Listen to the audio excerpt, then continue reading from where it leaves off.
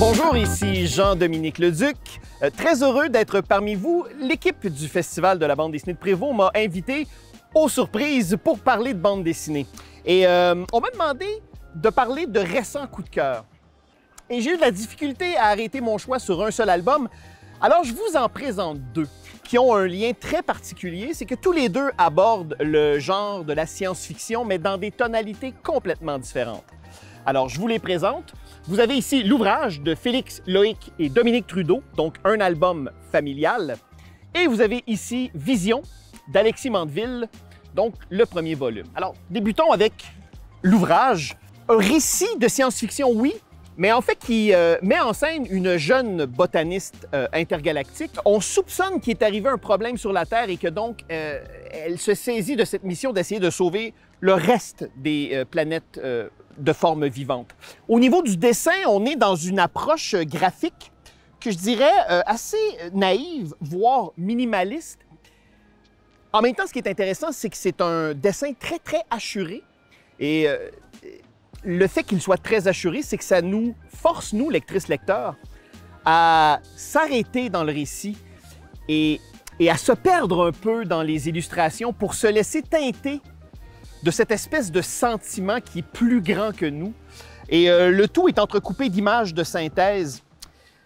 C'est un ouvrage de bande dessinée contemplatif, philosophique, j'oserais même dire nécessaire dans le monde dans lequel on vit. Si nous, les humains, avons besoin de la planète, soyons humbles et rappelons-nous que la planète n'a pas besoin de nous.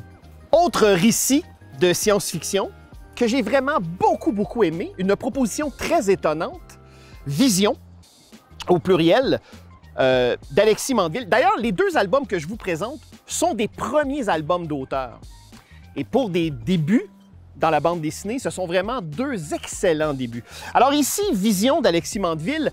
Alors là, on est dans une fiction à l'énorme souffle, je vous dirais. Alors les lectrices, lecteurs qui ont aimé les mondes à la Druyet ou à la Bilal ou encore à la Mobius, vous allez être servis.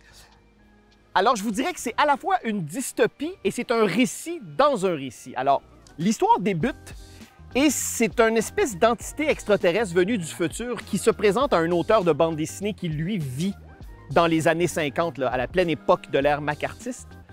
Et donc, il lui raconte le récit de la destruction du monde futur. Et l'auteur de bande dessinée est donc saisi de cette mission de raconter cette histoire-là. Et donc l'auteur, et c'est là que c'est vraiment brillant, c'est qu'il emprunte à toute l'esthétique des années 50, les bandes dessinées de crime et de science-fiction. Alors il emprunte beaucoup à cette époque-là. D'ailleurs, il y a le courrier des lecteurs à l'intérieur, il y a des fausses publicités en lien avec des faux produits des années 50. Donc là, vous êtes dans une immersion totale d'un monde complètement inventé de toutes pièces, mais qui, étonnamment, n'est pas sans rappeler le monde dans lequel on vit. Donc, Vision d'Alexis Mandeville, paru aux éditions Front Froid, et l'ouvrage de Félix Loïc et Dominique Trudeau, publié chez Mécanique Générale.